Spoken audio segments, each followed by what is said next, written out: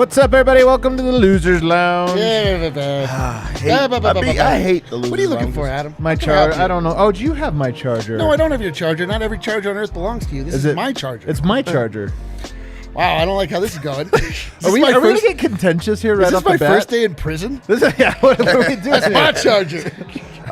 Nuggets fall to the Phoenix Suns. What was the final score? What were their names? What was it? What was that game? 140 to 130.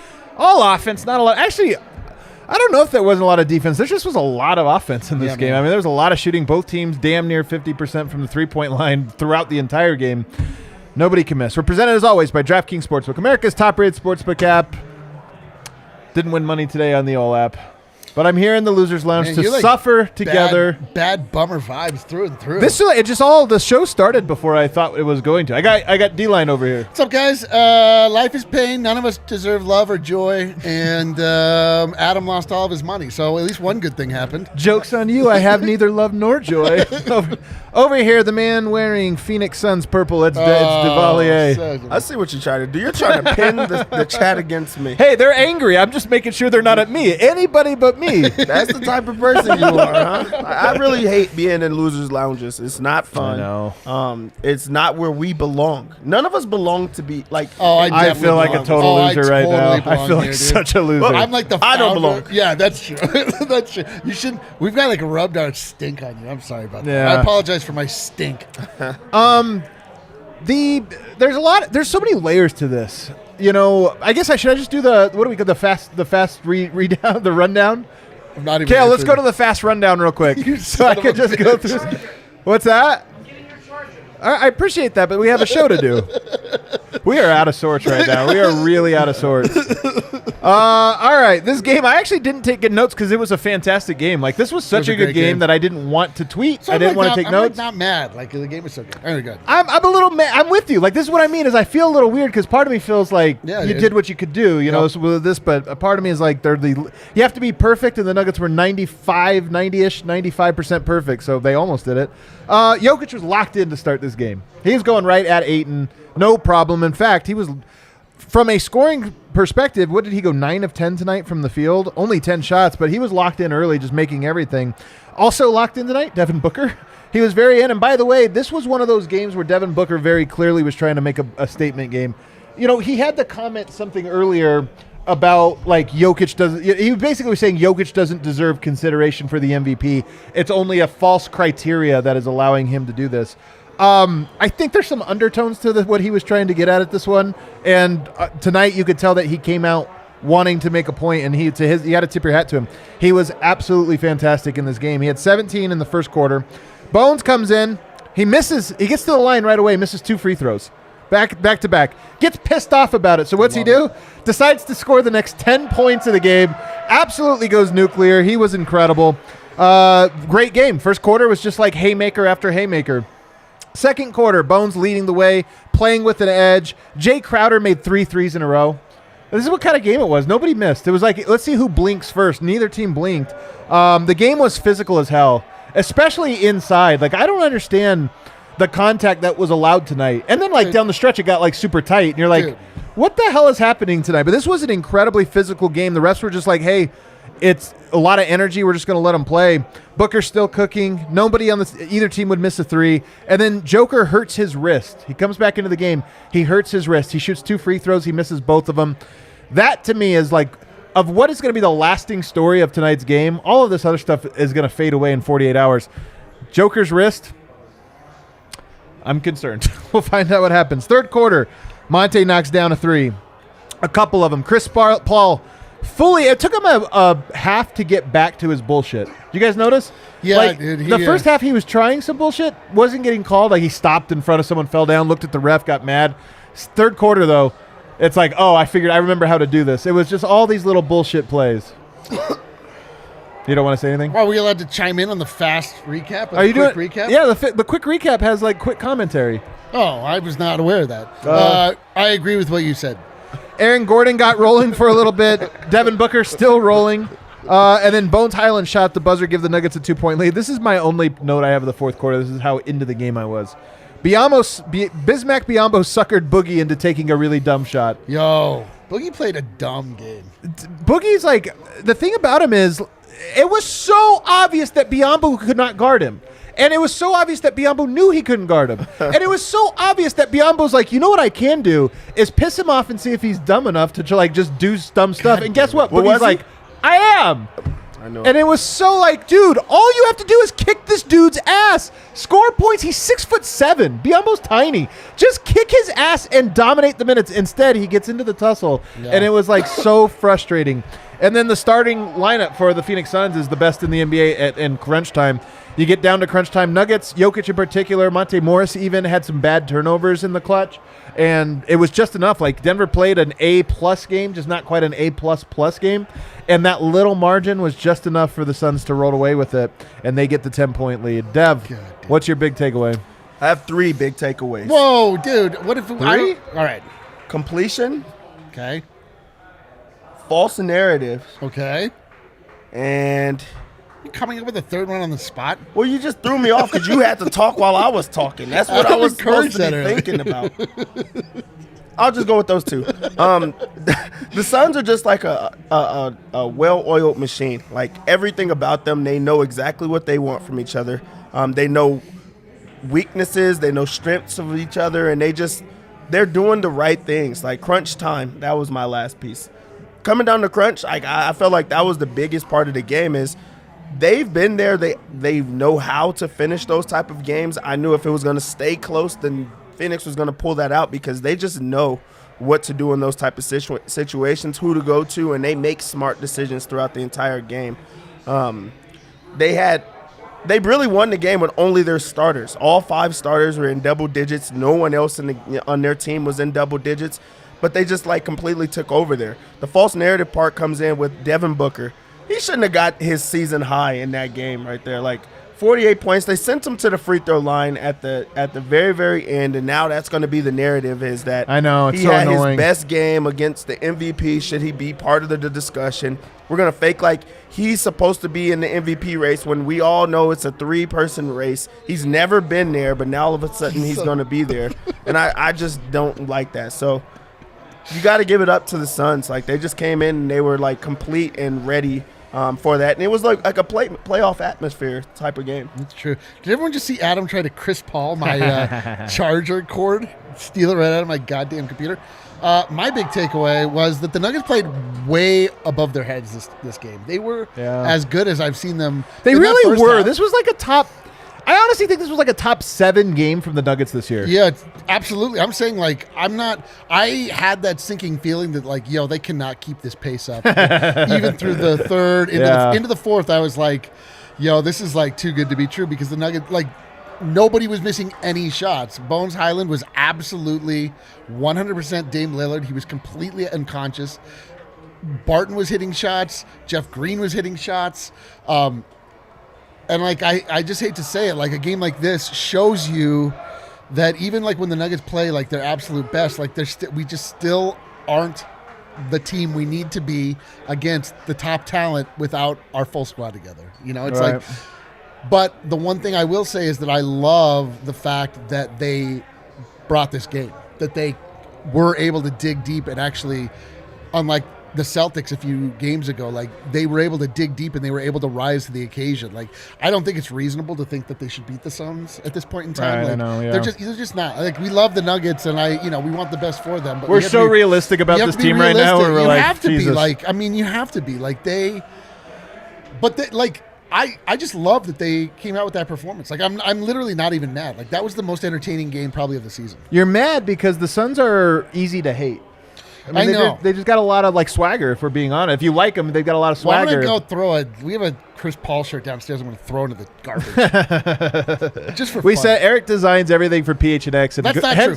Henceforth, might have to put little secret things in every PHNX shirt. Just little, dude. Little, like anyone dicks buys, or something. Anyone I don't know. who buys a PHNX shirt, just word to the wise: don't wear it in a blacklight situation. Like,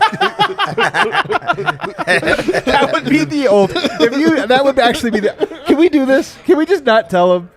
Can we just do that? I mean, I feel like we just told them. Yeah, well, they won't find out. Fine. It'll be fine. I'm actually so for this. Yeah, man, this one. My big takeaway from this game is that the Nuggets are backed into a corner right now in the season. Yeah, they are now still, thankfully, one game up still on the Timberwolves. So now they're still in position, obviously to control their own destiny. And we keep wondering, how are they going to respond? And I feel like this is 2 games in a row now that they've responded with, hey, we know we had another gear, and we are switching into that gear. Tonight, they went into a higher gear. It wasn't enough. Yeah. It wasn't enough, but this was a good game. I honestly think the game they played tonight is good enough against probably every team in the NBA. When on your home court, probably every single team against, other than the Boston Celtics and the Phoenix Suns, the 2 teams that are playing their best right now. I completely agree. So I'm encouraged, but this isn't moral victories time of year. Like this isn't the hey, they tried hard and that's good enough. I would more say I'm encouraged because I'm thinking they have this gear. I wasn't even sure they had it, to be honest. And then 2, that they are switching into it. And that gives me hope for the upcoming 8 games that, hey, this effort, repeat that, you're probably going to be the 6th seed pretty comfortably. Yeah, I agree with that. I mean, that's this Nuggets squad. I just like it that it feels like they are rising to the playoff level that we need to see them play.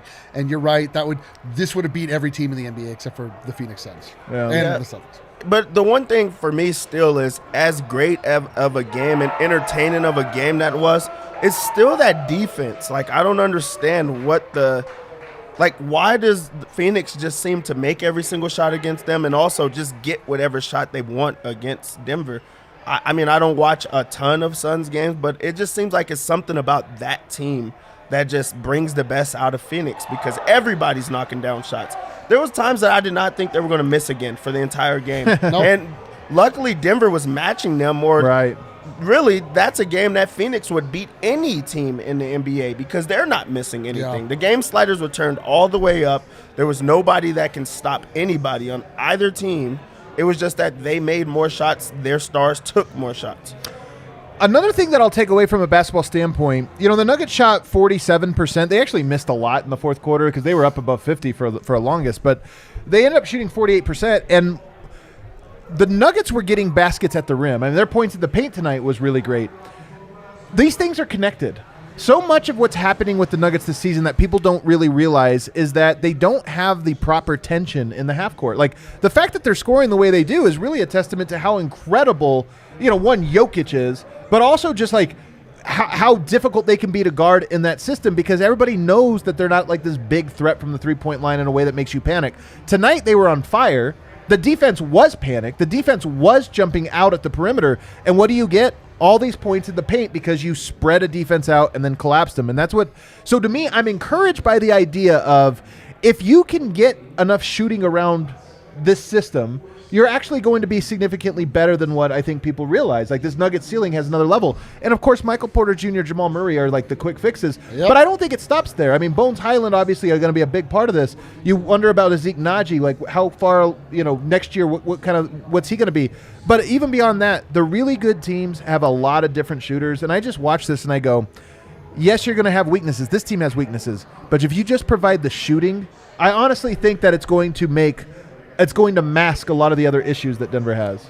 Yeah, it just hurts, especially for the Nuggets at this point in time. You're talking about 2 guys that would be part of the closing unit, and the closing unit is who faltered tonight. Yeah. They had it, at least. I mean, the second unit got it to the point where it was tied, it was close, whatever. But going down the stretch, the closers didn't get it done, and having a killer like Jamal Murray, having a potential killer in MPJ alongside with Jokic, it just makes you. I mean, this is a game that just really makes you feel fuck, man. This game typifies this entire season. We just didn't have those things that we needed, right? Well, this is another thing. Actually, I'm glad you brought up Jamal Murray.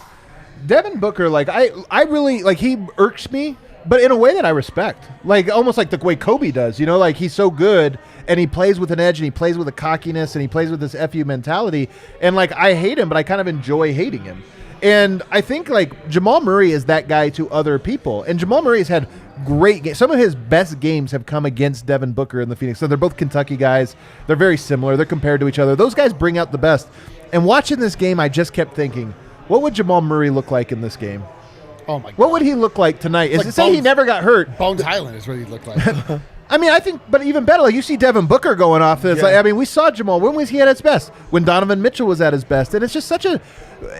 It kills me thinking about this season. Part of what is so hard to accept is that Jokic will, by the end of this, be in the playoffs 4 years. And 2 of those, he's not going to have his running mate. Or maybe, I don't know what Murray has. But you just look at that and you go, like, what cruel basketball gods we have here. Like, that... You see a game like tonight, you see a Suns team that's been together for 2 years just growing, and you think, like, the Nuggets aren't growing, they're just waiting. Yeah, and you bring the question up of what would Jamal Murray look like in this type of game. These are the type of games that he lives for, like those clutch, close type of games, and it just feels like we haven't seen it in so long, but him and Booker used to go at it every single time that they played each Jamal other. Would get and up. He would also challenge him, and I feel like Devin Booker was not challenged at all in this game. So, like, having a guy that's going to match him, and not only match him, but at least, like, try to check him at times like that. Like, they had the whole Kentucky rivalry, you know, because they were, you know, they were from the same school and stuff like that. They went after each other. Those are the type of moments that we have and that we would have got. And also, Jokic and Jamal Murray just click on a level that no one else, you know, does for the Nuggets. So, you see a well-oiled machine that gets it, and then another team that's just kind of making shots, trying to figure things out. They have a really good player, but everyone else is just, you know, you're excited to see these type of games from a Bones Hyland. You're excited to see these type of games from everyone else, but it's not the same. It's not the same as having Jamal. Yeah. I know, man. You're right. Like, just the cruel nature of the best. The one thing that's, like, good about this time is that Jokic is getting better throughout. Like, it's not that he and the Murray combination is getting better and better. Like, Jokic is actually spending this time to improve himself, so then when Murray does come back and they have that two-man game to rely upon, like, Jokic is even more confident, more, you know. But you're right, it sucks. Totally sucks. Everything sucks. I mean, it is. That's the pain of this entire year is that you just you were talking about you're not upset about the game, like you feel like this, but there's like still a sadness to it. And that sadness is this like position that you're in. Not that you're sad at the team or mad. It's just that you're like, you wish it were a different way. It's an acceptance of fate. It's an more Fati for sure. Quite the drag. Should we? I want to save Bones for after. I will say another guy we can do a quick one here for. I want to spend more time on Bones, but a quick one here. Aaron Gordon, 21 points, 6 rebounds tonight. I feel like he's starting to get going again from an intensity standpoint. Not necessarily like, did he take a 3 tonight? Yeah, he took 1. He went 0 of 1 from 3. But he just was like putting his head down, trying to go to the rim. Like that's encouraging to me. Another piece you can kind of take and say, I think AG is putting it.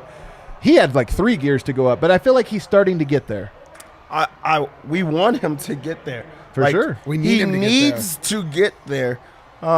On both ends of the floor. Yeah. That's where it's hard. Like, as good as he is right now, or just progressing offensively, I wish the same progression was going on the defensive end as well, where he's being a stopper or getting in guys' faces, or like just trying to be a person that can like alter the way that things look. Like, I don't feel like anybody's afraid of him anymore. Like, I really don't. It's great. Defensively, no. Yeah, it's great that the offense is there and the Nuggets need it, but that's not what the Nuggets need the most. And also, as you get closer, because this is a game that I felt like the Nuggets looked closer to a playoff team, and I was glad that they were able to flip a switch at some point. But as you get closer to the playoffs, the defense is where you're going to be able to win games, because teams are going to be able to lock in on the Nuggets offense every single time, especially with how the Nuggets are constructed right now. So being able to get those stops, being able to make a change on that end of the floor, and it's not even only on Aaron Gordon. Other guys have to be able to do that, and the defense right now just is so non-existent that it's hard to be positive about the team. Do you feel though? Because I got to go back and watch. He clearly didn't have an impact on him, but I actually felt like part of this was Booker was really good tonight.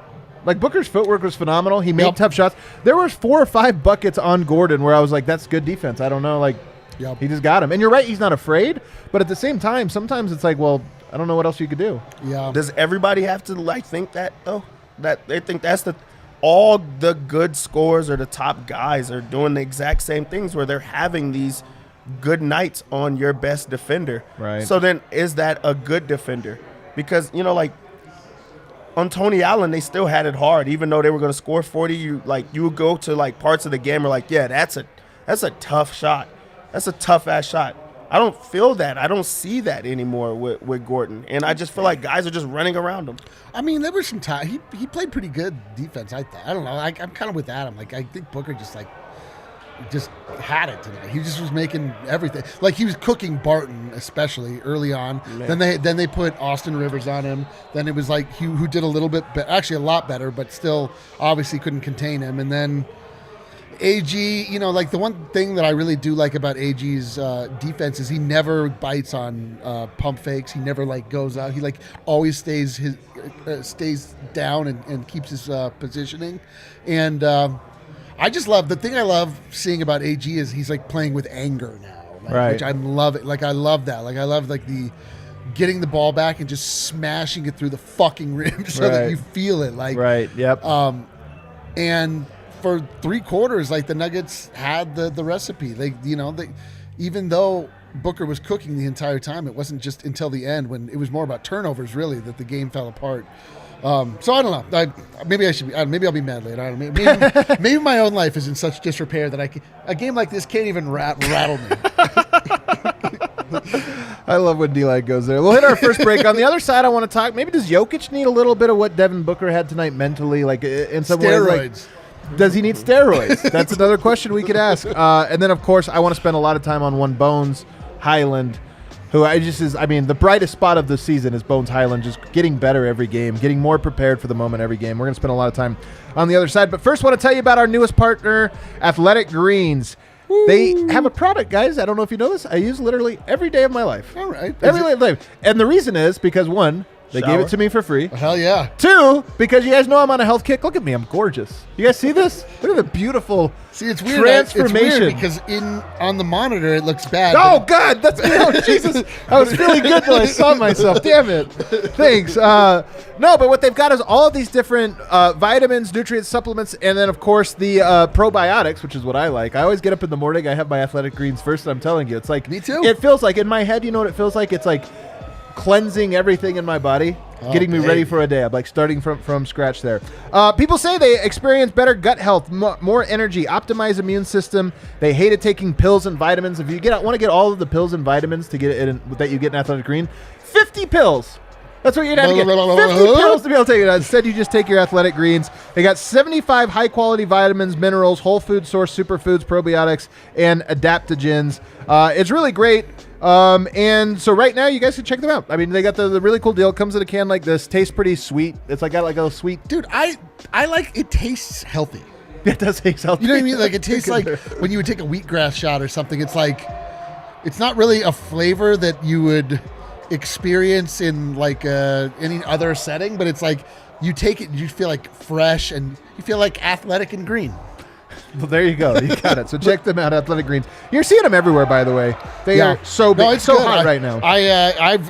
No one can stop looking at how shiny my nails are. It's so true, man. It's so true. Yeah, shiny. DraftKings Sportsbook, the presenting sponsor of the show. You guys hear the people down there. Actually, it's weird because the bar had a really good crowd tonight, and I'm learning. I think they were here for the college games. Well, they were here for both. They're here for both, but they're really into the college game. College basketball fans, join the action on the court during the biggest tournament of the year with DraftKings Sportsbook. Turn your team's victory into your own big win. If your team is still in it, screw you, because that means you like one of these big time teams. You're not one of the, you don't have your own, like see the CU, CSU, they're out of it. Air Force not even in it. So come on, who are you rooting for? New customers can bet just $5 in any team, and if they win, you win $200 in free bets. That's right. If they win, you win. DraftKings Sportsbook customers can also get in the action with same game parlays, where you combine multiple bets of the same game for a bigger payout. More legs you add, more money you can win. DraftKings is safe, secure, reliable. Best of all, you can deposit, withdraw your cash whenever you want. Download the DraftKings Sportsbook app now. Use promo code DNVR.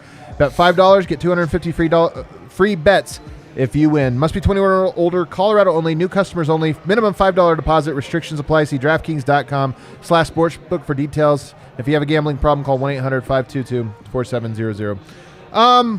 Nashawn Bones Hyland. Oh, Dame Lillard.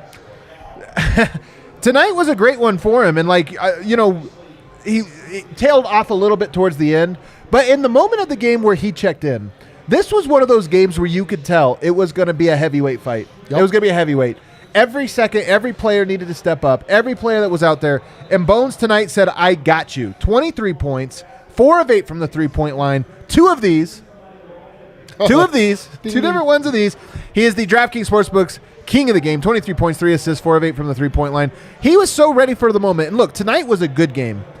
But the run he is on right now is the thing that gives me confidence, because this was a pressure game. This was a swagger game. This was a who really has cojones game. And Bones Hyland was like, I do.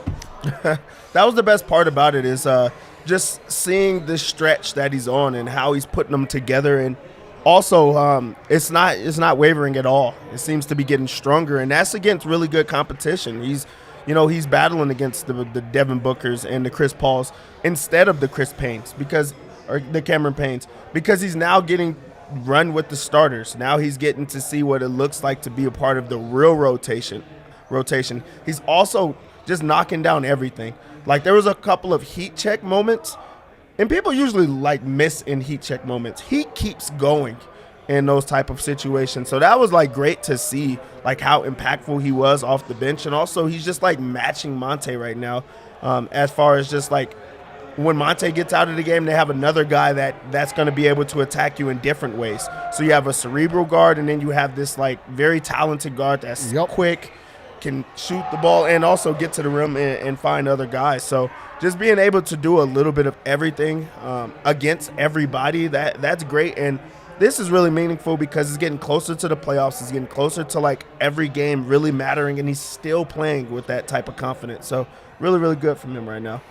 Yeah, I don't even think you can call it a run anymore. I think that he's just he's just good. He's acclimated to the NBA game, and now his game has fully transferred over. And it's not oh man, that was really lucky. He's just hitting shots. He's just stepping up, and he's getting to the point where he doesn't need space to do it. He's getting to the point where he has unbelievably irrational confidence that is paying off for him. He is making mid-range shots. He's blowing by guys, doing Euro steps, making great finishes. And the most beautiful thing is that this is the time now, obviously, where pressure is mounting more and more and more with every game, and all of our suspicions are being confirmed that this is a big game player. This is a guy that literally wants the spotlight. We've heard it over and over again, but it's one thing for it to be spoken about, but we're just watching it. He just feeds off of that energy, and it's I'm just so excited for the future of Bones Hyland in Denver. It's just, it's I'm 1/4% joking about the Dame Lillard thing, but as far as an undersized guard that can score from absolutely anywhere and facilitate and make the right move and who steps up when the moment is right, I literally can't think of a better comp. Man, I'm looking because I'm wondering if he makes 4 threes tonight. So are we now officially the leader in three-pointers made? Let's take a look here. Has to be. Amongst rookies, it hasn't updated yet. Okay. What number was he at? That's right. That's a great point, super producer Kale. He did surpass. We remember he was 3 shy of Jamal Murray. He had 115, so he is now at 116, which would have tied Jalen Green. I think Jalen Green played tonight, so maybe, let me see. Did Houston play? No, so I think he's tied now. I think now Bones Hyland will officially be tied for most three-pointers amongst all rookies, which is pretty badass. That's incredible. He only played half the season. Now, here's the thing, because sometimes we always talk. We've talked about the MVP so much that we kind of now know the way these narratives work and how people construct arguments. Bones needed something, because to be a all rookie, now I'm thinking, there's the rookie team. There's 10 players that make it. Yep. And I kind of wonder, there's some really good rookies this year. There's a handful of guys that are just stone cold locks. Mobley, yep. Scotty Barnes. You got some guys that are stone cold locks, but then you got a lot of guys that some are putting up numbers on bad teams. Yep. Just really shitty teams. They play 35 minutes a night. They score 20 points on terrible efficiency. And then you got a couple good players like Bones on good teams. And in Bones' case in particular, kind of breaking late. If you just look, October, November, whatever, didn't really play that much. December, not that. January starting to come along, February, now March. But you need a thing. And I think if Bones leads all rookies in three-point percentage, while also, by the way, shooting somewhere around 40% from three, on a team that is contending under pressure while also running point guard, I think it's going to be close, but I think if he has 8 more games, obviously not going 4 of 8, but if he continues on this trend, I honestly think he has a case. I don't know if he'll get it, but he has a very, very strong case for all rookie. I feel like he should be there, especially when you think about how much he means to the team now. Also, I feel like voters they're not going to look at the beginning of the season. Yeah. They're going to, what have you done for me lately? I think that matters. But like you said, having the 3-point record or even being in that discussion with the contending team, that goes a long way, because as much as is brought up that the Nuggets do not have Jamal Murray and MPJ, they do have Bones. They do have, a rookie that is getting meaningful minutes, and he's now scoring the basketball. He's shooting. He's doing a little bit of everything. So being able to put that in your mind and not have just straight numbers guys who are at the bottom of the Eastern Conference, that goes a long way. The bottom of Davy Jones's conference. We need to make this our charge. Our rallying cry. We need to, as a people, get Bones Hyland to be on the all-rookie team. We need to tweet about it. We did this for Nikola Jokic's MVP. We made every national pundit hate us. None of that is recovered. Yeah. They all still hate us very much. None of us care. We'll still tweet at him all the time. Bones Hyland deserves to be on the all-rookie. All right, what's our campaign? You guys got to help us brainstorm. What's the hashtag? All-rookie Bones. I feel like we could do better than that. Screw you. What about hashtag all bones rookie? No? No. Worse? We're going to keep workshopping this. In the chat, you'll help us out. But here's something. So here are the locks, guys. Scotty Barnes, Evan Mobley, Cade Cunningham, locks. I think Franz Wagner's a lock. I mean, he just played so many minutes. He's the leading scorer of all rookies, on efficiency. He's been actually really good. I think he's a lock. Jalen Green's probably a lock. He's drafted second, and he gets to shoot every time. I hate Jalen Green. And he puts up big numbers every now and then. He's on SportsCenter. I think those guys are locked. So then after that, you start to get into Chris Duarte, Davion Mitchell, Herbert Jones, which is my guy. Herb Jones. He's good. You got Josh Giddey, who kind of missed a lot of games. He might be below. But I think he fell off because he got hurt. I think he will be as well. Trey Mann, Şengün, Ayu Dosunmu. I mean, there's so many good. Jonathan Kuminga, Jalen Suggs. Ooh. So when we mentioned those names, I'm trying to be objective here. It's not one of those things where I go, oh, he's so much better. He's had so much better of a year. I think he's had a significantly better last 2 months. 2 months, there's no question. But when you try to factor all of that in, it's going to be close. I'd rather take Bones than I would take most of those guys. No kidding. This is the thing. We are... early on in the inception of DNVR, we had the first ever Goaties, and we had Newcomer of the Year, and it was won by... who was it? Exactly. Yeah. Burakovsky. Andre Burakovsky. And my contention won, even though we had nominated MPJ the year prior, whatever, he should have won, because it's not about necessarily just this year. It is about how this will echo forth into eternity. That's so true. Bones Hyland is going to be a player that you look back on and you're like, what do you mean that guy wasn't an all-rookie team? This is a multiple-time all-star. This is a guy that people look to that as one of the preeminent killers in the league. It is incumbent upon us to make sure this happens, or at least that they hear us enough to hate us a second time around. We just make everybody annoyed. Dude, with nobody our players. likes us, and we don't care, dude. We're like a nice Philly. I will say this though. You talk about the Jamal Murray, Michael Porter Jr., Aaron Gordon, Nikola Jokic. That's a core four. Love it. I think they fit together, even though we haven't seen it for a year and a half. But they fit together. Bones Hyland, you're missing it too. I'm telling you, Bones Hyland is so good. Defensively, does he worry you? I think he can get better. But here's the thing. It might not matter, man. They put up 130 tonight without Jamal Murray and Michael Porter Jr. On a very good defense. Yes. And I just look at that and I go, Bones Hyland, when he gets his confidence under him, I mean, I know he's confident, but when he gets the confidence of his teammates and the confidence to run the show more, I'm just like, good luck trying to guard that. 3 elite shooters, 2 great pick and roll players. I don't know. I just love it. Devin Booker tonight came out, like I said, with the narrative thing, hey, I promise you Nick Wright is going to talk about this tomorrow. And Devin Booker knows that. So in fact, I'll bet Devin Booker has a tweet out at some point tonight about hopefully this fills the criteria or something like that. I'm glad Jokic doesn't care about the MVP voting aspect of this, but I do think there's something to, I want to see Jokic have FU games. Me too. Like, it really is. Some people have said, I've asked people about, comparing Jokic to Larry Bird, and they're like, talent-wise, this or that, like, I see it. But Larry Bird had this thing where he wanted to humiliate and demoralize guys. And I think Jokic, he always wants to play the right way. He always wants to make the right, and I respect it. Like, obviously it works for him.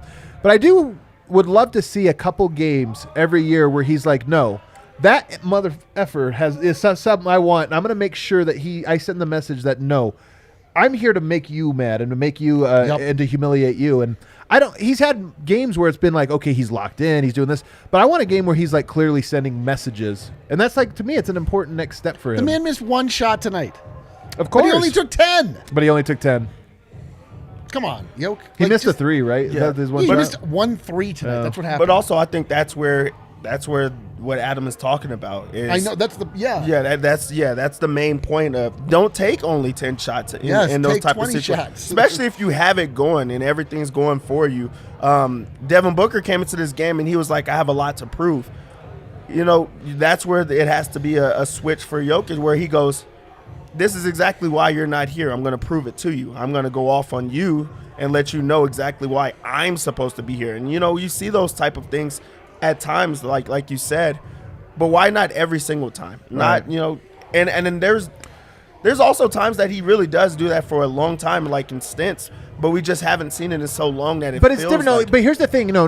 Here's the thing is we actually have seen this from We've seen 18-point quarter, 24-point quarters. We saw 30 points in fourth quarter and overtime. But that was out of necessity. That was Jokic making the right play, which was just him dominating the game. What I'm saying is, I think, and it's so like, it's almost next level. Jokic's always about making the right play. But sometimes making the wrong play sets up the right play. And that is some nights you come out and you're so dominant, you have such a look that the other teams are like, shit, like we got to do something. We got to overload. We got to do something here. And that's what I want is a break your spirit just for the sake of breaking your spirit. You want to see Jokic play an entire game like he played that first quarter. He just comes out and you're like, oh, man, he's locked in. And then it just keeps going. It's like, oh, no, he's not locked in. He's just like murder. He's just really good. He's just like committing murder now. So he's just like a murderer. That's just it. Like, which we don't get. Like his spirit is too soft. Not in like the right way. Like in the top human kind of way. Like he just he doesn't have it in him until, but we've seen him do it in the playoffs and stuff. It's just, I don't know. Like the psychology of Nikola Jokic is like half of what makes him so interesting. The other half being that he's the greatest basketball player I've ever seen play. You know who I thought was sneaky good tonight? Davon Reed. Because we haven't seen him, like in this moment. We've seen him in some of these games, but like on this stage, look, a lot of guys were getting cooked tonight. I thought defensively he had a couple really good possessions on Booker and on others, and I was like, okay. And then offensively he had a couple nice plays.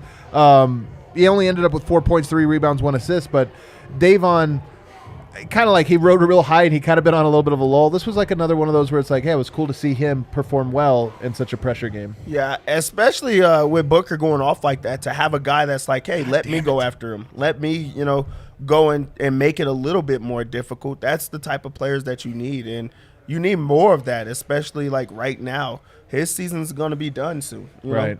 So then he's working on other small things, but it's great to see him like start to, like you said, he had highs, he had lows, and now he's starting to like come back up. I feel like he was really big in that game, even though he didn't play a lot of minutes.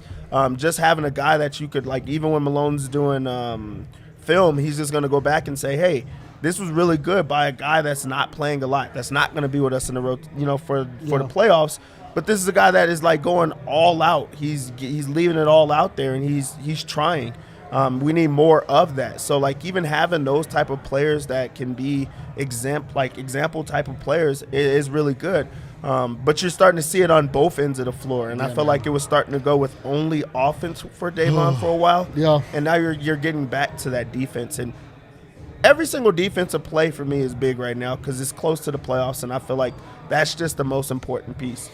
Yeah, it's true. I mean, like, this is a game where you can look at maybe 2 players that didn't have their best game, like Jermichael Green and Boogie. Everybody else, like, was locked in. Everyone played great. Like, I don't really have a lot of complaints about anything other than just sort of that they didn't have quite enough going down the stretch. And, there were certain parts about it, like, not to rehash all of it, but it just felt inevitable, right? Like, the 3 at the top of the arc by Jay Crowder. You're like, oh, that's going to go in. How do I know it's going to go in? I've seen him do this 100 times. Like, Davon Reed was great.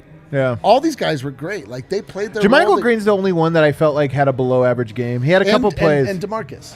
DeMarcus Cousins didn't even have a bad game. He just could have had a great game, and he fumbled it because in the most predictable way. Like that's what I mean. I think it's like not necessarily that he had a bad game, but it was like he was taken advantage. He was taken advantage of in the world's most obvious trap. Like the world's most obvious trap was set, and he stumbled right into it, and then was like, "I'm piece of candy, yeah. Ooh, piece of candy." Guys, we're gonna take a break here, but before we do, our party bus is on Saturday. I have a good feeling that depending on how the game goes, we might, people, our section's going to be rowdy. It's going to be awesome. We might even get an appearance or two after the game, a little shout out from certain players on the team that might have heard about this event and are kind of excited for some diehards, especially on a night like tonight when you see like foreign fans invading the arena. We're going to take over Ball Arena on Saturday. I can't wait for it. And to get you even more excited, I'm trying to tell you, we might get one of these. We might get our own personal one of these. This is the most thinly veiled. I'm not going to say what it is. I'm not gonna say who might not be excited about. What are you be thinking? But we might. I'm just saying.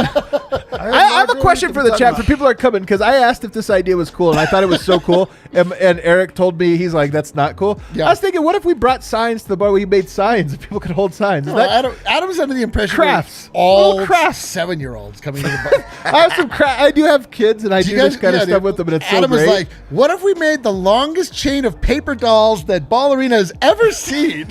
Clickety clack coming down the track. It's such a dad idea. Oh my God, it's so bad. Adam's like, listen, we're gonna have a lot of guests over. We want to make sure they have activities. We don't want to be bored. Activities, but then you hold up a sign, and then everybody makes signs, and it's like, damn it! Fine, we'll make signs. Not all of my ideas are good ones. Not all my ideas are good ones. We'll bring construction paper. So. Let's go! I'm bringing signs. I'm bringing crafts. I'm bringing crafts. It's literally just Hyland. I was gonna get like magazines with cutouts of, you can add cutout. I'm telling you, we're doing crafts. It's craft time on Saturday. I can't wait. I'm very excited. We're gonna be here at like 2 o'clock. So we're gonna be here. If you guys want to get here 3 o'clock, 4 o'clock, 5 o'clock, whatever you want to do. Party bus leaves at 6:05, maybe 6:10 at the latest. But you want to be here by 6. You don't want to miss the party bus.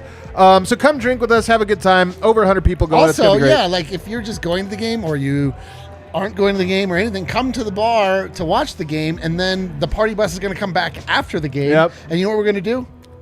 We're going to drink. It's a Saturday night. We're going to have a party. It's going to be a good time. We're going to party. We're going to make signs for that night.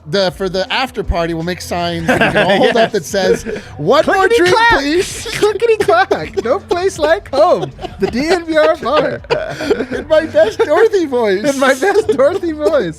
You guys know who's sponsoring the party bus? Evoca TV, the homies. Evoca is our people, man. I'm telling you. In fact, I think some reps from Evoca are going to be in town because they want to see the party. They're diehard Denver Nuggets fans, so of course they want to be here. That's how you know they're awesome. You know who's not a diehard Denver Nuggets fan? The executives of Comcast. That's absolutely correct. But Evoca TV, they're here for the party bus. It should be totally great. What's Evoca TV, you might be asking yourself? It's a totally new paradigm for TV delivery that's less expensive, more efficient, and offers superior picture than legacy providers. That's right. You think, oh, this new thing, it must be a worse picture. No, a better picture. What? It's actually a superior picture. Service include local networks like Altitude Sports and other channels. Evoca's TV, their list is constantly growing. They have service in Denver, Colorado Springs, Phoenix, Boise, and Twin Falls. That's right. They have Altitude TV, AT&T Sportsnet, Rocky Mountain coming soon. And here's what you do. Go to evoca.tv. That's evoca.tv/DNVR. It's only $25 a month plus the receiver. No contracts, no hidden fees. Price locked in for 300 years. 2 years. Oh, 2 years. 2 years. You know what I love about Evoca TV is that there's people around the world, us included, that when there's a problem, we complain. We tweet at Nick Wright. We just have issues, and all we do is just yell and bellyache. Evoca TV solves problems. They do. They're like, this sucks. Why don't we just fix it? And they're like, make a service that fixes everybody's problems, where again, all we do is add to the noise. It's like how we were like, ESPN sucks, we should make a local Denver media company. I guess, never mind. I didn't think about that. We're heroes. Yeah, we are heroes. Another partner of ours, Green Mountain Dental Group. We've had some great listeners switch over, let us know they're going there and they love it. Family owned. You guys know I'm all about family. Family owned, local. Family owned, local. That's my two things. Activities. They make signs. It's incredible. Green Mountain Dental Group right there in Lakewood, Colorado, and they've got this deal still going on. Schedule cleaning, x-ray, and exam right now, and you receive a free Sonicare toothbrush when you go. They'll send you a postcard on your birthday. It'll be great. They've been a partner of ours. Also, giant Denver sports fans, giant DNVR fans, longtime partner, only 15 minutes from downtown. What'd you find out? Fucking Dev is hilarious, is what I found out. But I knew that already. But he wrote a chat in the chat that said, "These guys are so hype about this commercial break. I'm shook." You guys are hype right now. You know what, man? I don't know. I just got a thought. Like, I got a feeling that the playoffs are coming. Adam's been talking about that party bus. Oh yeah. Avaka TV is here to save all of us. Okay. I'm starting to hype up. And I'm gonna think about getting some magic markers, writing a sign that says, "Dude, Yoki is my hero. Yoki's your hero." Now I'm gonna make a hashtag all rookie bones. I can't wait. This is gonna be great. This is gonna be great. We have Fruity Nugs helping us make these signs. Fruity, leave the sign making to a professional. That's a great point. Do we have any super chats? Did anybody super chat us tonight? You fools! You idiots! Well, no, we love you're you. You're only encouraging us. We should get a board, and every time somebody super chats a losers lounge, they get their notch on the old board. I love that about them. I do as well. Corey, a real one, says, "How do the Suns players never take shots they aren't supposed to? Rarely turn it over and rarely make mistakes. Even the healthy Nuggets waste possessions." I love this comment. I love this comment, Corey. 1,000%. This is why, like, them and the Celtics, because this was what was so impressive about the Celtics, is I was just like, they don't beat themselves ever. They never screw up defensive rotations. They never have anybody step outside the lines. And you're right. This Suns team, man, the culture there is obviously very strong. But, yeah, guys just don't step out of their lines. They got so many smart dudes who just don't care about their own personal numbers, but yet are capable of punishing you. And that's what you get. So they are a Super Bowl pop. I mean, look, I'm jealous of the way they play for sure. The one thing I will say,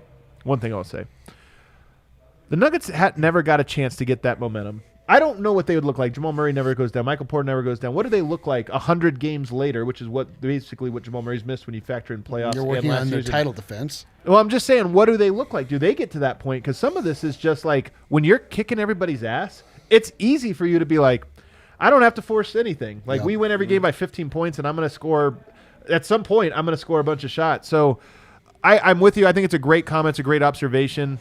They really are good at that. Whatever. I think a lot about that is about culture. Like when you're winning so many times and you're being told this is why we're winning, you're like, oh, I'm addicted to that feeling right there. Yeah. Every single time. I don't have to score 25 points. I don't have to grab every single rebound or be a lockdown, every single time. I have to just be me, and it's still okay to win. They have guys like Cam Payne, Jay Crowder, who's been bouncing around the league, who they have let them be themselves, and it's helped them go far. Mikal Bridges is young, and he was able to be himself early on. So just being able to be them and that's accepted, it makes it easy. Plus, they're winning. Winning makes it. Yeah, man. I can't believe you're going to make me say this. Chris Paul and Monty Williams, like, together. That is like a super team. And it's like, Chris Paul is impossible to watch and not want to, like, feel oppressed by. Imagine he's on your team yelling at you at practice. Like, the man is extremely savvy.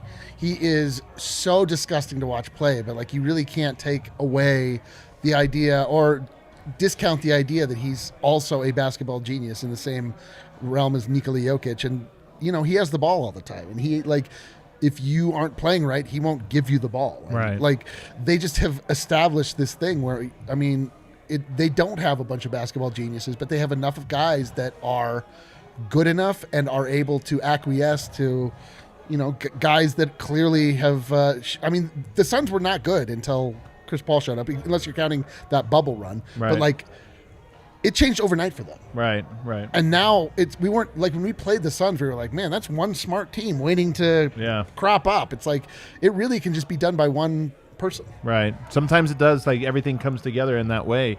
Another thing that I think about this guy. This is a great super chat, so we're kind of making a little tangent here. But another thing I think about here is they have Devin Booker, who's a scorer. That's what he does. They have Chris Paul, who is a creator. That's what he does. You have Mikal Bridges, who can score at a very efficient level. He's one of the most efficient scorers, but he's never looking to score. He's a defender first, and he's a cutter. He just like does his job. You have Jay Crowder, who tonight made his threes, but he never looked for his shot. They're just like, if a shot comes to me, I will take it. And you even have DeAndre Ayton, who's a really, really, really talented player, never goes for his shot. Yep. So I think part of this is you have three guys that are never looking to score, but are all capable of scoring. Yeah. And we think about Denver. Jamal Murray is looking to score. He needs to. That's his player. Jokic looking to facilitate first, but he's also looking to score. Michael Porter looking to score. You start to add it up. Like, that's the thing I kind of wondered. Can it all come together, or is there always going to have to be like Bones and MPJ? You guys just need to let the points come to you. You're so good at it. You're better than just being that guy, but maybe that's the thing that allows it. Instead of saying like, hey, we need to get him involved now. Chris Paul's never worrying about if he has to get Mikal Bridges involved. He's like, I don't know, if he's open, I'll give it to him. Yeah. So like the other thing, just like quickly, is that as you were listing off the players and sort of like the roles that they play, like it just like they have the perfect like collection, combinations. They have a 3-and-D guy. They have two. Jay Crowder's another one, yep. You're right. But then they have like the prototypical point guard. Yep. They have the big guy that can play in the post. And can shoot. They are constructed perfectly. Everybody plays their role. It is like they have, in a way, like solved basketball like you're talking about. It's like there's just combinations of players that when you put them together, there's always something available. And that's why when people talk about, like, would you rather have a Michael Porter or a Mikal Bridges, it's a hard question because Michael Porter is a more dynamic, like, scorer. He's just 6'11", he's hyper, like, whatever. But you're like, yeah, but is it easier if you have a guy that can shoot 40% from three, but it doesn't matter. Like, he just does his job. And, by the way, he's, like, one of the best defensive players in all the NBA. Again, that's a false dichotomy. I'm not trying to say anything bad about Michael Porter. I'm just saying when we talk about the final form of the team, sometimes you have lesser players, but they are better fits, and it matters a lot more. I hope Michael Porter's that guy. I'm not trying to trade anybody. I hope he is that guy. He could be. We'll just have to wait and see. All right, what else we got? All right, he says, the Dame Hyland comp ain't bad. Eventually, Bones will have a 10-10-10-3 game with a few 30-footers. When he does remember my Rondo and Trey comp. I love that one. Hey, man, I'm with it. Rondo and Trey, I'm with it. The only thing that I would counter is to say that he's literally just Dame Lillard. I don't know, man. I actually don't think I think his game is pretty different. I've been saying this the whole time. Now he looks exactly like him, but I suppose I'm wrong. So anyway, I don't. Next comment. He looks awesome, just in a different way. His game's a little different. We got another one that says, J. Mike started playing his best ball once he got more time with Bones. It's been cool to see rookie Bones temper a vet like Boogie, leadership and making players better. Maybe in his DNA. What a pick. I mean, it is, man. Like, there's not. I really don't have anything bad to say about Bones. This is dead on. We were talking about this coming out of Summer League. There was a Bones Bowl connection. Yes. Bones Hyland likes to have like a guy that he works with and like plays the two-man game, but also he is a facilitator. Can I tell you another thing that I saw tonight? I saw Yoke get up off the bench and like run over to him during one of the timeouts, and like Yoke is very slow to give. He's starting to earn that trust. And I just saw Yoke today, and I kind of like a little twinkle in his eye where I was like, you know what? I think Yoke kind of likes this dude. Yeah, but Bones also has that type of character, and you gravitate towards him. So like guys are going to gravitate towards him no matter what. It's not even like leadership qualities. It's just like a guy that everyone enjoys to be around and wants to play like. Also, he goes like wild in these type of games from like deep shots and all things like that, but no one's calling Bones selfish. Yeah, he's not a selfish player at all. Totally. So when you have a guy that can score, hold on, we have our little children from PHNX coming in to troll our account. Hey, can you ask them to get 1,000 viewers before they come into our chat? Hey, this is for 1,000 viewers only. Get out of here and work on your following here. We gotta. Yeah, just straight up block to get them the hell out of here. Go. It. You got to go earn a following best record in the NBA. Yeah, you guys have the most beautiful set of paints, and you're painting a half-done portrait. Jeez. We could draft zoo animals and pull in more viewers, guys. Come on, PHNX, get your shit together. Shameful. Shameful children. Clip this one. Let's you got the greatest team in your franchise history. Come on, man. Come on. One more going. Another one from Joe. He says, if full-strength Nugs went into Phoenix and beat a CP3 and 8-less Suns team, and Nugs played at their best only to win a close game, I'd be a discouraged Suns fan. I'm encouraged as a Nugs fan. Like, we're just so late in the game for these moral victories. It is a moral victory. It is like there is some encouraging thing, but it's just so late in the game to be like, you know what? They tried hard. Like, I'll split the difference with you on that one. 2 out of 3 great super chats. I have to say, I love our PHNX people. I really appreciate that stuff they just pulled. That was a online flash mob, and I would do the same thing. You've tried. I have tried. I definitely tried. I have tried. Oh, it's such a shame. Wait, does that mean they can't watch this or they just can't comment? I think they just can't comment. Yeah, I think so too. Real Sky says, damn, this was such a gross combination of moral victory and depressing reality. Denver is right with this team, and Jamal and MPJ. It's called just moral sucks, man. depression. It's so true. Like, honestly, everybody's kind of arriving at the same point where it's like, again, I think we used this metaphor last year. We're going to use it again. The Nuggets really are like, I think I've never seen this movie. They're like the 300, where it's like they know they're gonna go down in flames, but they're like, you know what? Yep. We're gonna take as many people down with and it's just it's kind of inspiring. Like, I mean, we saw like some other teams just kind of folded up when things were on. The Nuggets are like, you know, we're not gonna win shit this year, but we're gonna battle as hard as we can. I respect the 300 is pretty good because they were beating like all the like not so important ones. Okay. Then they like lost that like battle. Okay. But they won the war. They did. Yeah, they just only lost that battle. Nuggets winning the title. Sweet. Unbelievable. We'll just lose a lot of battles. Yeah, it is. They just want their story to ring throughout eternity. I've said that more than one time, but it's true. That's all we have. We have only our honor in front of us, and all we can do is compete honorably and play tonight to the best of our ability, which we did. And when I say we, I mean the Nuggets. I also mean me, Eric Weedham. There you go. Leo says, Bones broke Jamal's rookie three-point make record. Yep, sure did. That was freaking Facts. awesome. Only setting the bar higher and on fewer minutes. Facts. That guy's special, man. Bones. I mean, he is the best part of the season. Easily the best part of the season. Maybe the best. What is the second best? I guess Jokic, right? Yeah, I mean, Jokic just being awesome. Yeah, I mean, Jokic. It's so funny, man, with this MVP conversation because, like, I always do. I'm doing a little brag here. I always get to participate in the ESPN straw poll. You guys know about me, but I me and Dev don't care. We can get. But honestly, like whatever. talking to everybody, like they're all going to beat Jokic. So I'm sitting here looking. I'm like, Jokic going to really get another MVP? I really think he is. There's a good chance he's got to be in 6th place. Here are the variables. Nuggets have to be at least 6. They can't fall to 7. That'll cancel it out. The Bucks can't be number 1, which they might end up being number 1. So if the Bucks are number 1, I do think Giannis. And if Philly's number 1, they'll get it. But I think if not, I think people will be very surprised. Here's my prediction. It's going to be Jokic or Giannis 1-2. That's my prediction. That's my hot take prediction. Woo! Joel Embiid is going to come in 3rd. Love it. The king of the chat says, Bones has stones. My God, this is why he's the king of the chat. Bones has stones. Are you guys going to put that on a poster, bro? Man, we should put that on a poster, man. I think I'm going to illustrate it. You guys don't like good ideas. I don't get it. The thing about our ideas is that they aren't good ideas to you, which actually means that they are good ideas. Everybody knows that.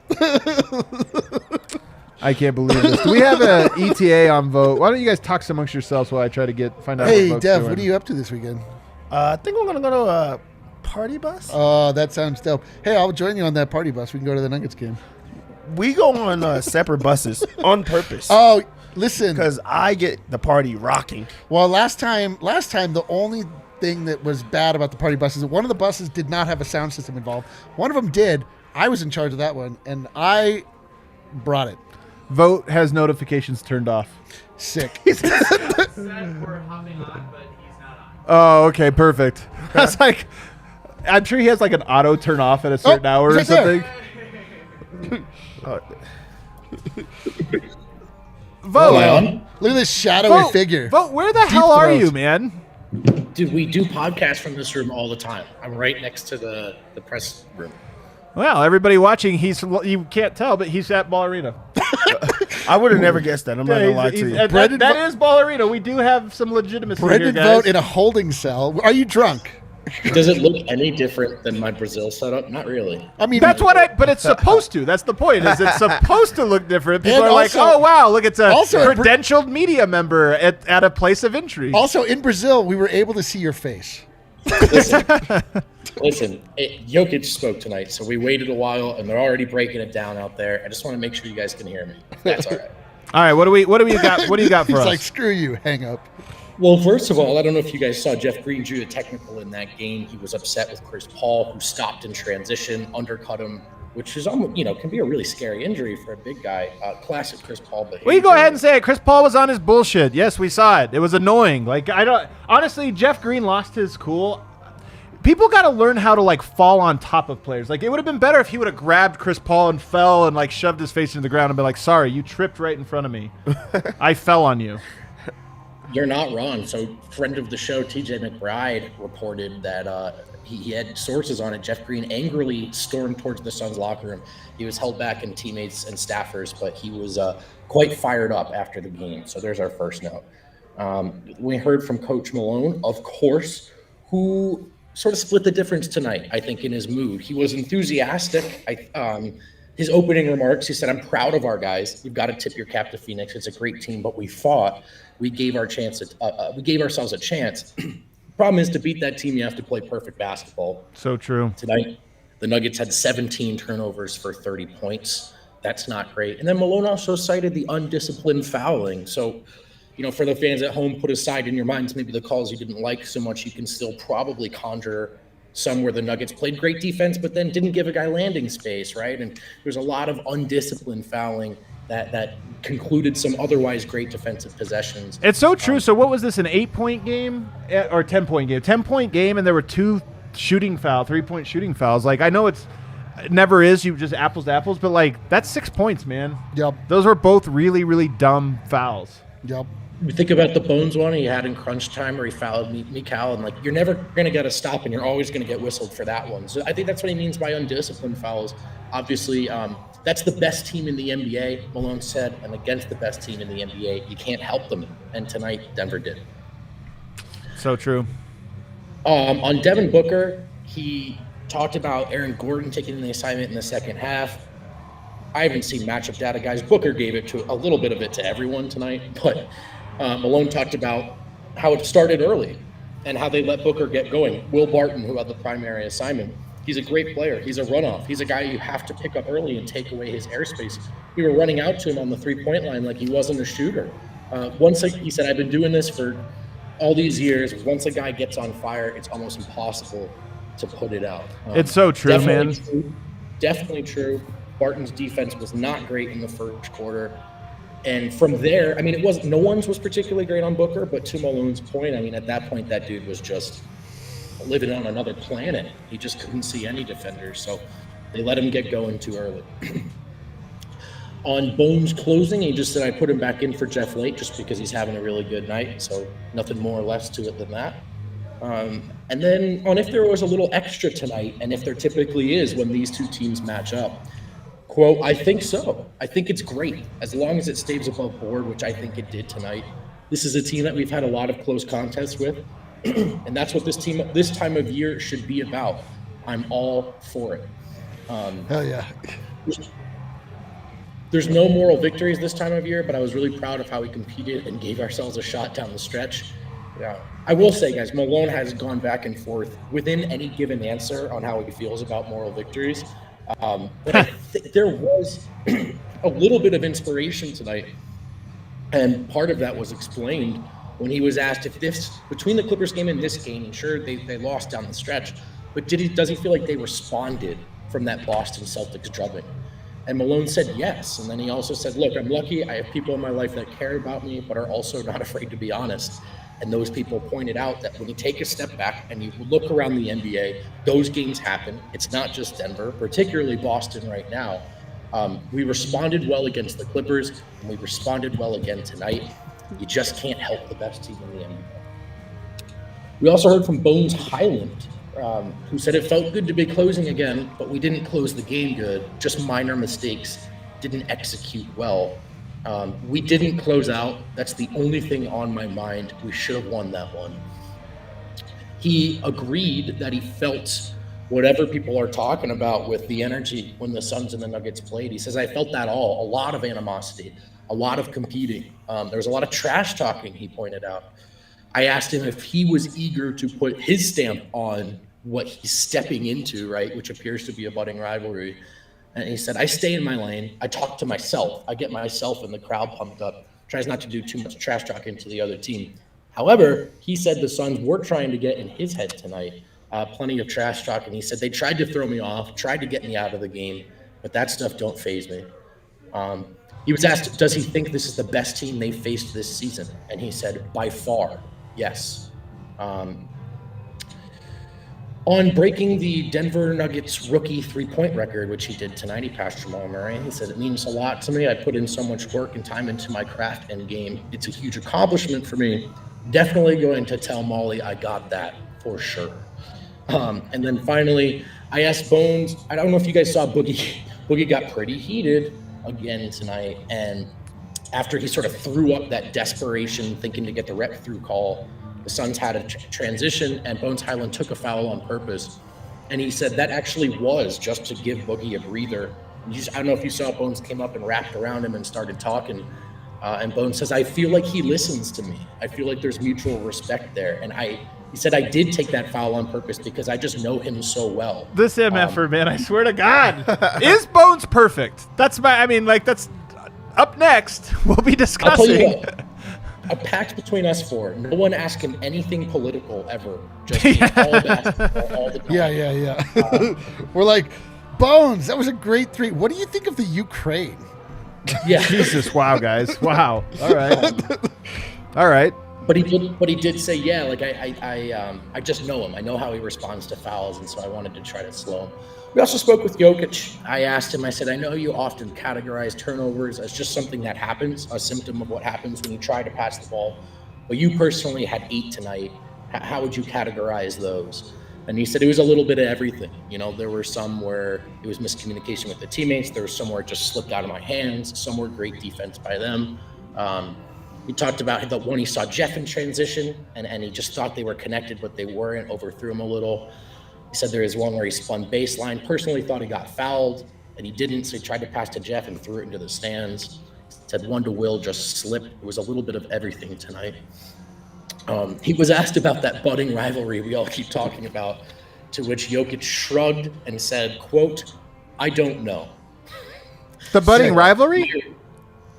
Just between Phoenix and Denver, just the extra energy, if there's a rivalry there. And Jokic shrugged and said, I don't know. Do you guys think there's a budding rivalry between Phoenix? Like, Denver doesn't win them. Yeah, we need to. We got to win the game before we can be a rivalry. Yeah. Certainly, guys, but I think we were talking about it on this very show just last week. I mean, the Phoenix Suns? Yeah, we were talking about the Clippers. Yeah. You are right. But I mean, look, I think there is something to, like, these two teams get chippy, and we have yet to, Denver full strength wants to know how they play these guys. There's no doubt. Jeff Green charged the locker room tonight. Like, Phoenix was on a back-to-back tonight with, in theory, nothing to prove to anyone. That looked like a team who felt like they had a lot to prove and a message they wanted to send.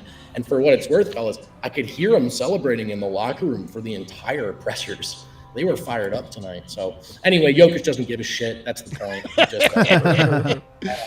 He's our guy. He was asked about the trash talk and all that, and he says he respects it, like especially guys like Bones who try to talk themselves up, get themselves going. It's just not his style. He says, when I win, I try to be humble. When I lose, I try to be humble. And then finally on execution, and if Denver can get to Phoenix's level of execution, he said, look, they have a really good team. They have really good role players. Everybody's playing for each other. They're well coached. Booker at 49 tonight, but Bridges at 22. Everybody is always giving something. And he said, if we can reach that level, I don't know. Maybe just be better, I guess. That's it, fellas. What is your takeaway from the game, Vogt? They played well tonight. I mean, if you go, what's funny? You go through this, tied the first quarter 31-31. Denver wins the second quarter 37-35. They tie the third 38-38. The Phoenix Suns execute in crunch time, and it's something without Jamal Murray, the Nuggets have struggled to do consistently. So not terribly surprising, right, to see that's the difference right there. I thought Denver was right in this game. I think Malone is dead on. I mean, if they clean up some of those turnovers, Jokic had 8 tonight, then they're right there with a best team in the NBA who was playing at a high level. So it was a good showing. But again, in terms of what's the difference between Denver and Phoenix right now, health aside, to me, this is just really it. Those wheels are so greased. They never miss a beat. And when it comes time, when it comes down to crunch time, Phoenix just takes it to another level. And Denver doesn't have that right now. So they were close. It was a good showing. But at the end of the day, they helped the Phoenix team beat them a little too much. And they lost it in crunch time.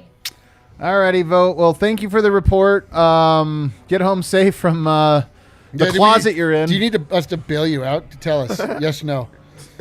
I'll shoot you a text after the show. Okay, right? Cool. All righty. Take it easy. Guys. Appreciate it. That does. You guys have any final thoughts here? I mean, the loss last night from the Timberwolves keeps them just still even. The Nuggets they can still control the end of the season if you look at the schedules. Timberwolves have a very tough schedule coming up still. Denver's not so much, but they have to respond. They still have to play very, very hard. So the good and bad thing is Denver does still have some really meaningful games in these next couple of them. So Denver still has to play extremely hard and well to get to get ready for the playoffs.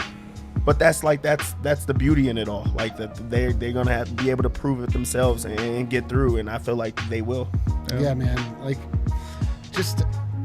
My main takeaway is I'm proud of the squad tonight. I'm proud of the squad.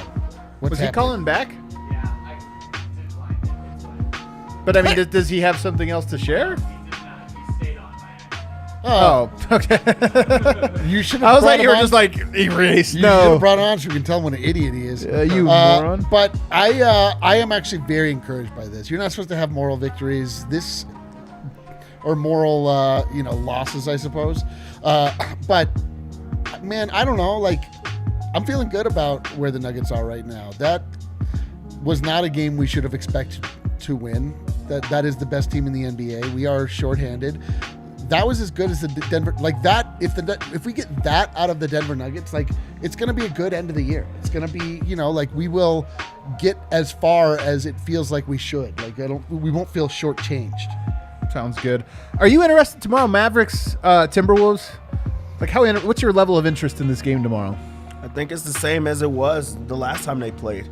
I feel like every single loss from the Timberwolves is a positive for Denver. It's huge. So, yeah, it's exactly. So I feel like it's as if it's a Nuggets game. The type of excitement that you have to have if you're a Nuggets fan, really. Yeah. I'm excited for it. I'm very excited. That game tomorrow is almost as important as any Nuggets game. So, You're right. It's scoreboard watching time. It's that time of year. I'm officially locked in. I now know the standings. That hasn't been the case all year. And all rookie bones. Last thing I'll say before we get out of here tomorrow, Serbian Corner. I'm going to be on with the homie Miroslav. I'm an honorary Serbian, just like Dev tomorrow. So I got a little one-day citizenship. What the H? Yeah, so I can't wait. You can probably hop on too if you wanted to. Yeah, I'm sure you never get citizenship. You can't be a citizen, never. But we can get you a green card. I just need a visa. Man, this feels bad. Dev doesn't want me to be his national buddy. But then also, I just wanted to say, I did a podcast. We do podcasts on off days as well. Last one I did with Ethan Strauss, my favorite writer in all of basketball. He doesn't even write about basketball that much, but he writes about a bunch of things. My favorite writer, and I thought it was an A+ conversation. It's different. It was less about the Nuggets and more about just the NBA and how it works, the marketing and media machine. I just thought it was he's such an interesting guy, and I just enjoyed that conversation. So if you guys don't always listen to the shows on off days, you're going to want to go back and check that one out because I thought it was a very good one. Hit that like button on the way out. We'll see you guys tomorrow. Let's go.